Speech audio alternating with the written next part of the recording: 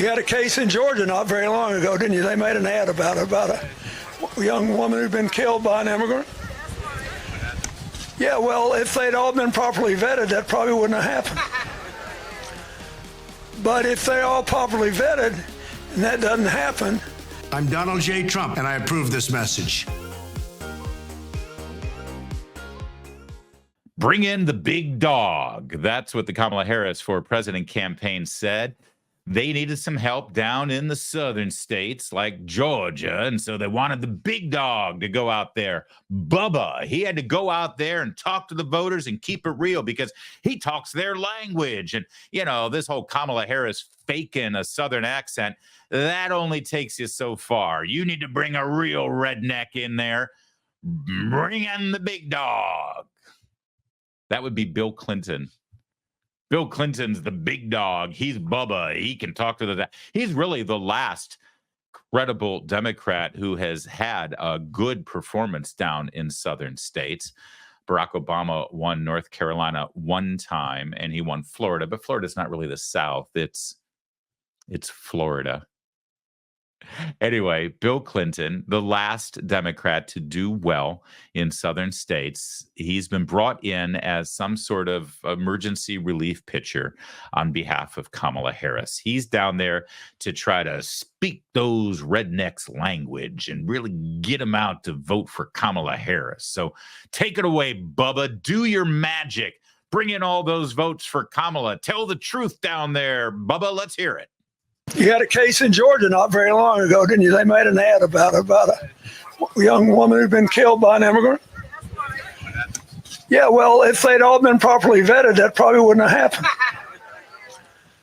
But if they're all properly vetted and that doesn't happen, and America is not having enough babies to keep our populations up, so we need immigrants that have been vetted to do work. So I don't know if that really helps Kamala Harris. Let's break this down, shall we? First of all, I like to set aside, and I won't go too far down the path of pointing out the ghoulish irony of a Democrat like Bill Clinton, who has embraced the concept of murdering babies in the womb right up until the moment of birth. And in some cases, and in some states, Minnesota, even after they're accidentally born because they survived the attempt to kill them in the womb. I'm struck by the ghoulish irony of a politician like that speaking on behalf of another politician and a political party that's so enthusiastic about abortion, now decrying our birth rate in our country. That's pretty rich and deserves its own unpacking. But instead of dwelling on that ghoulish reality, let's start here again with Bill's commentary on the murder of Laken Riley. You had a case in Georgia not very long ago, didn't you? They made an ad about a young woman who'd been killed by an immigrant. Yeah, well, if they'd all been properly vetted, that probably wouldn't have happened. I'm Donald Trump, and I approve this message. What the hell is he doing? He's supposed to be down there helping Kamala Harris.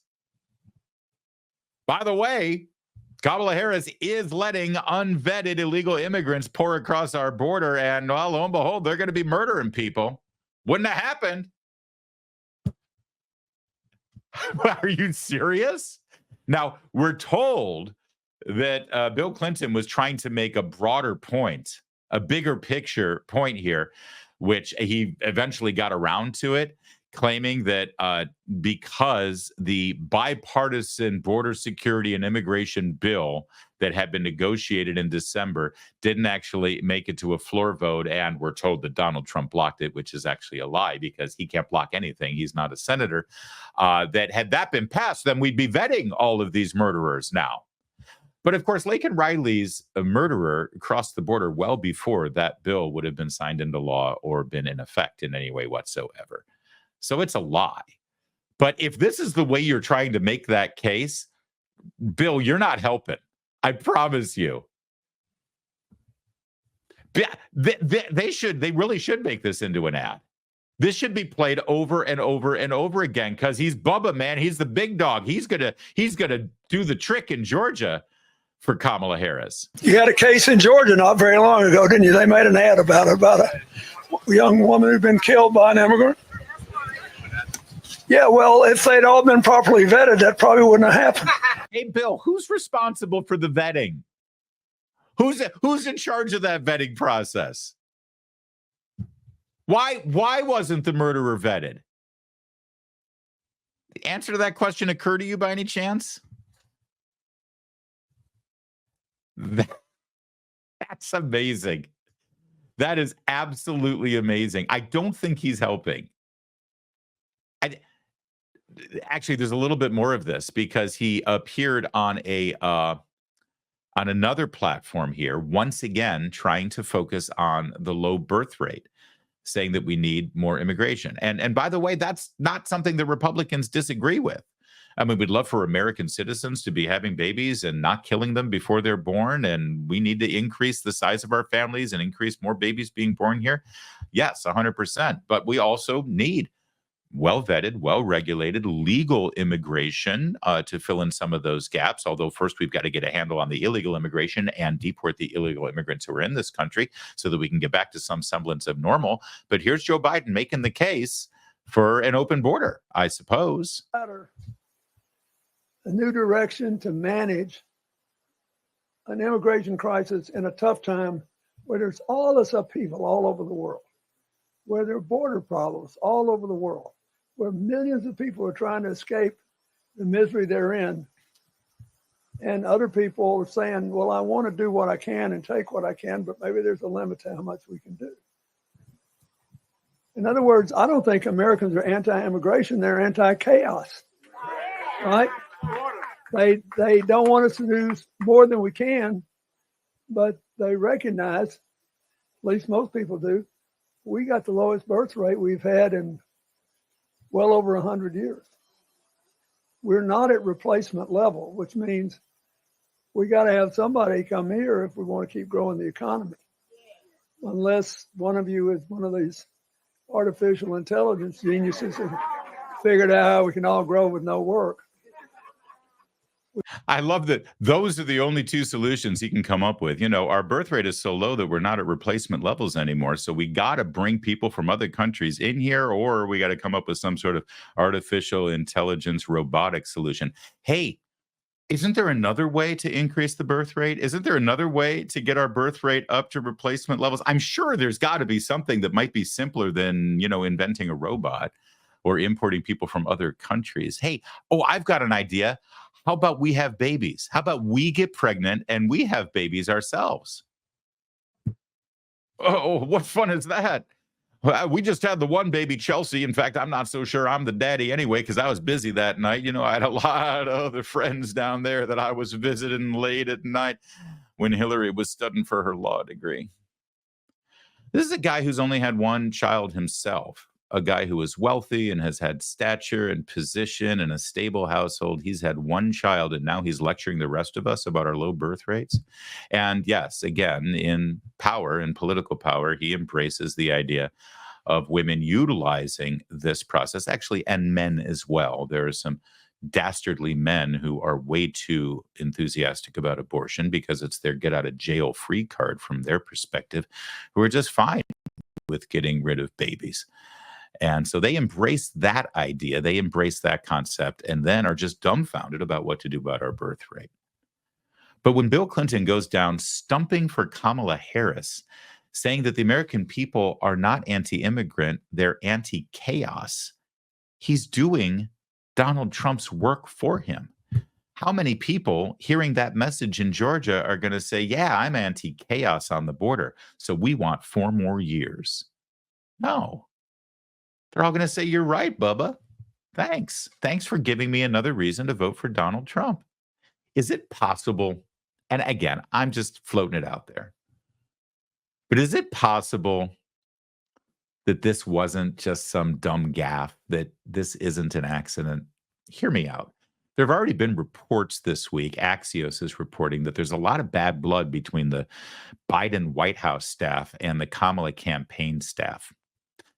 That the people who are working for Joe Biden right now in the White House, they're a little bitter. They're a little angry about the way things went down. And did you see last week, there were a couple of instances when Kamala Harris was doing a rally in Michigan when 2 minutes later, Joe Biden shows up in the press briefing, first time in his presidency. So all the cameras in the cable news stations shift their focus over to the White House instead of showing Kamala in Michigan. And then, of course, there was the Ron DeSantis hurricane debacle, where Kamala Harris tried to politicize the hurricane efforts, tried to politicize Ron DeSantis not picking up his phone. And on multiple occasions, Joe Biden threw Kamala under the bus, saying, DeSantis is doing a great job. He talks to me all the time. I gave him my private phone number. There's no complaints. When asked by Phil Wegman of Real Clear Politics, the White House correspondent for that great website, does Ron DeSantis need to pick up Kamala Harris's phone calls? Joe Biden said, all I know is that he picks up my calls and everything's fine. So one sees that as a potential manifestation of this bad blood between the Biden White House. As Axios reported, they're bitter that Joe Biden was pushed out, which is shocking to me because I thought Joe Biden voluntarily stepped down. Didn't you? That's what I was told. That's all a manifestation of this anger and bitterness between the Biden people and the Kamala people. By the way, it's not new. They haven't liked each other since day one. Go back and look at the original stories. When Kamala Harris first became vice president, the vice president's residence, the Naval Observatory on Massachusetts Avenue, about 3 miles up the street from the White House, was being renovated. So she had to live right across the street from the White House. She was around all the time. And it was not welcome during the early days of the Biden White House. Go ahead and Google that. You'll see those stories.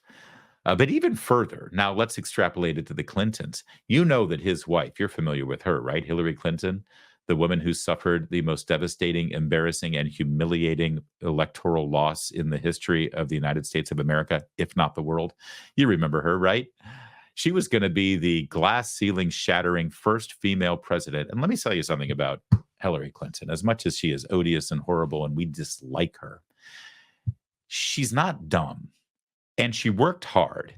She put in the years. She swallowed her pride. She stood by Bill Clinton through the most humiliating political scandal that any wife would have to endure.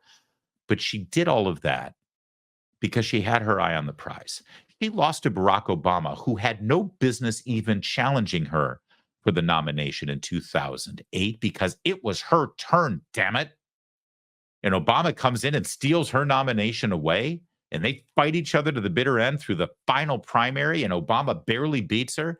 But then she has to swallow her pride and serve his administration as Secretary of State. But it's okay. She'll do that, and she'll be a good soldier, because 8 years later, it'll be her turn. And so then it's finally her turn. And she's ready to be that first female president. And then Trump takes it away. You have to endure all that. You're Hillary Clinton. And now you're supposed to sit back and see this imbecile take all of your glory. This moron, this person who doesn't study, hasn't worked, hasn't done anything. She even kept her maiden name when she married a man. She's not Doug Emhoff, she's not Kamala Emhoff, is she? She's Kamala Harris. Hillary Clinton, she was the dutiful candidate's wife, took Bill's name. She threw the Rodham in there later. But she's got to be bitter. She's bitter. She's resentful. So Bill says, hey, Hillary, they want me to go down to Georgia and stump for Kamala. What do you think I should do? Oh, Bill, I have an idea. Why don't you talk about how bad the border situation is and how nobody's being vetted and they're letting murderers in? Yeah, it would be a good idea. I think I will talk about that. Because people don't want chaos, do they? And Trump's chaotic. Yeah. Who's president again? I could be wrong. I'm speculating. Unlike Jake Tapper and Anderson Cooper and George Stephanopoulos, I let you know what I'm just sort of, thinking out loud. I'm not delivering this as if it's fact, but boy, it's sort of in character with the people in play here, isn't it? They know that she's going down the drain. They know that she's desperate. You know how desperate she is? You know how they know how desperate she is? Because they got a phone call from them saying, we need you to go to Georgia for us.